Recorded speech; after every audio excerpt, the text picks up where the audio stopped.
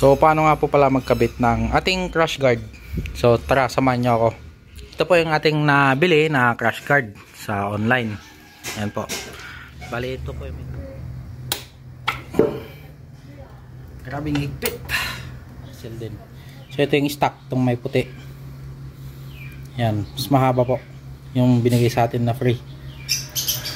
Sa mga nagtatanong po ng size ng mga binili po nating oil seal, hindi ko na po kabisado kung anong size tong mga to, pero mas maganda po pag nabaklas nyo na po to, dalhin nyo na din po to sa shop, sa motor shop, ipasukat nyo na po sa kanila, sila na po yung magsusukat.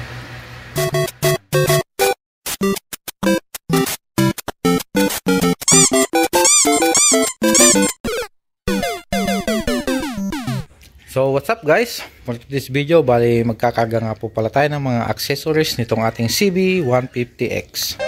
So ganyan nga po pala ang kanyang stock look pagka binili nyo po ng brand new. Tinanggal ko po muna yung nakalagay na shad na box nya, yan yung bracket nya.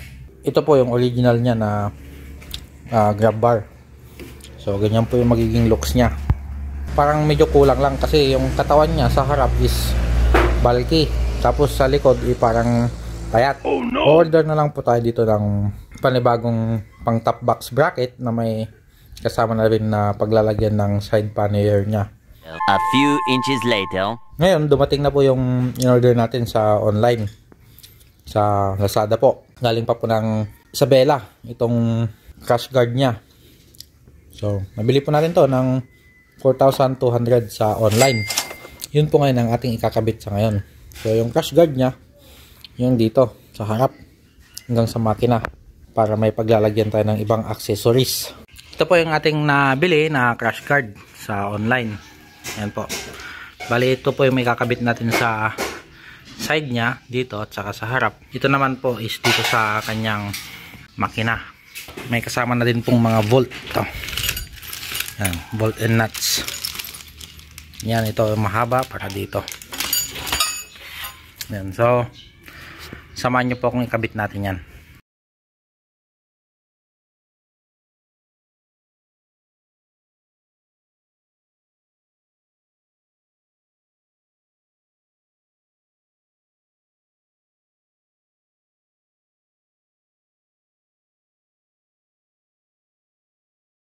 Nilinisan po muna natin yung kanyang chain drive para naman malinis. Bali, pinanghugas po natin dyan ay gasolina. Ito po muna yung ikakabit natin doon sa loob ng ilong nya. Ito, pa ganyan.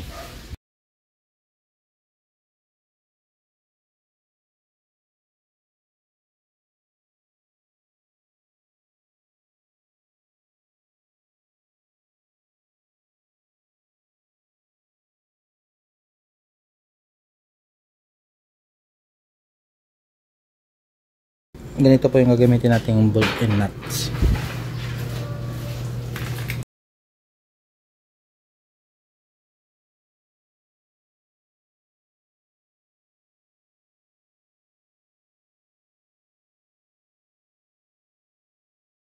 Bali, naikabit na po natin siya.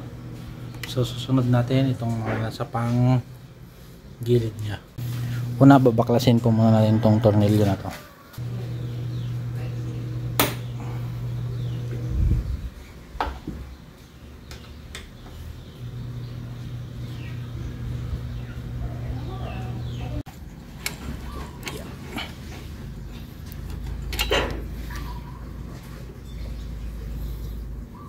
Ito muna, then tayo maglalagay dito.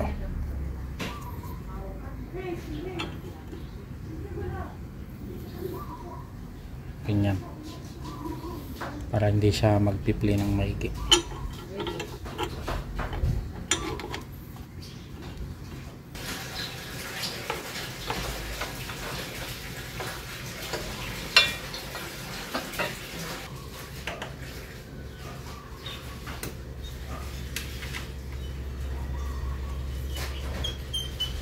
Yan, bali natanggal na po natin yung tornilyo dito, yung kanyang pivot axle. So may kasama naman po siyang mas mahaba dahil yung stock po niya mas maikli. Ito kasama na mas mahaba. Ayan. So lalagyan natin ng washer na ganito para hindi mag-play. So bumili na lang po tayo ng oil seal para dito sa ating crash guard na ilalagay. Any size naman, basta pumasok lang siya dito sa butas para hindi mag-play yung crash guard. Yan, bali ganyan po ang kalalabasan niya pag nilagay na natin dito.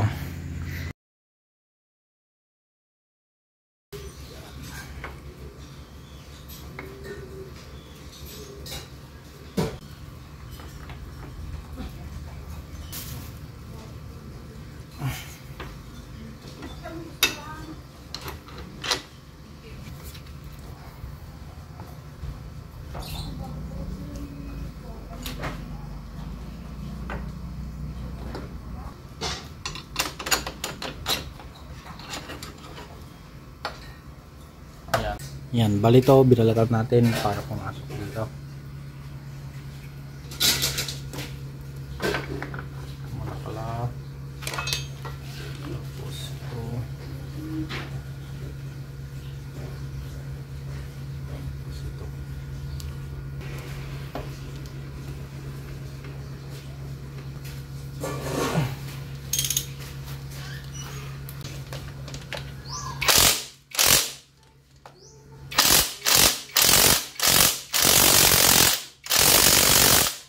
Yan, bali natanggal na po natin yung tornilyo dito. So, may kasama na din yung crash guard natin na binigay na ito, axle din. So, ito yung stock, itong may puti. Yan, mas mahaba po yung binigay sa atin na free.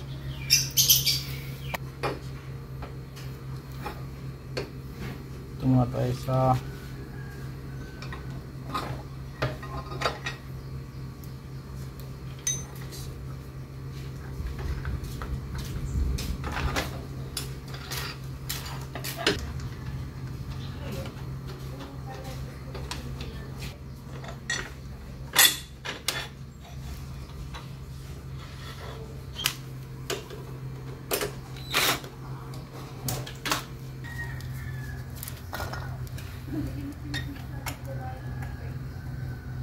baklasin muna natin.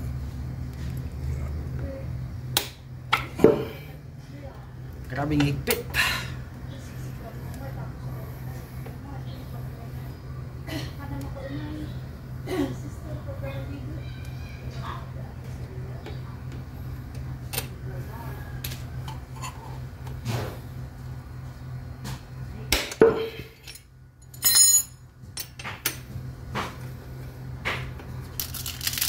Mahal din po pala itong oil seal. Nasa 60 pesos, 40 pesos po.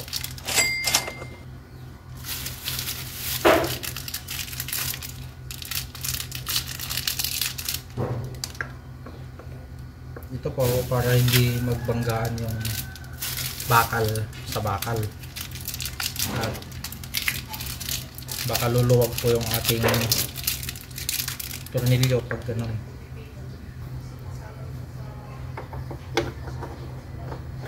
So mas maganda tayo na lang yung nagkakabit sa ating motor para at least naiingatan po natin. Kasi may mga iba po kasing mga kung ipapakabit nyo po yan sa mga shop porkit hindi na po nila motor is hindi na nila ganun kaingat trabahuin.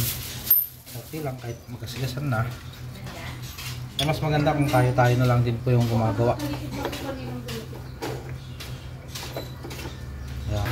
Sa mga nagtatanong po ng size ng mga binili po nating oil seal, hindi ko na po kabisado kung anong size tong mga to, pero mas maganda po pag nabaklas nyo na po to, dalhin nyo na din po to sa shop, sa motor shop, ipasukat nyo na po sa kanila, sila na po yung magsusukat.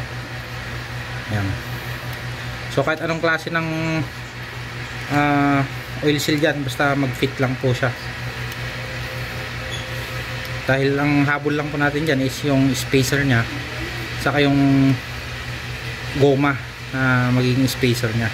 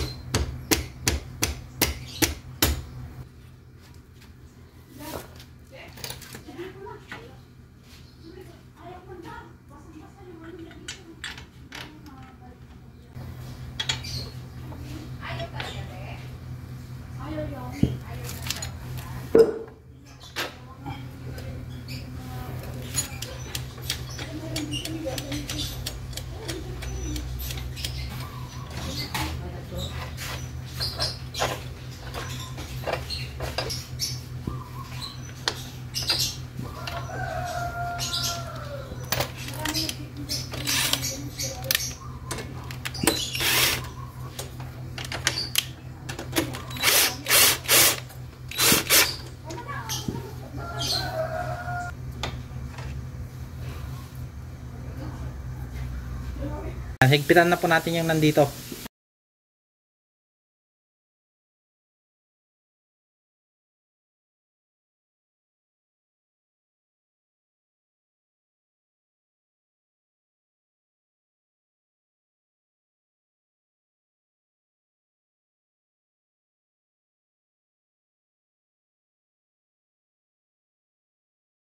Natapos na po tayo sa ating pagkakabit ng ating crash guard. So ulitin ko lang po nasa 4,200 po tong crash guard na to. Full na po yan, taas at saka sa baba.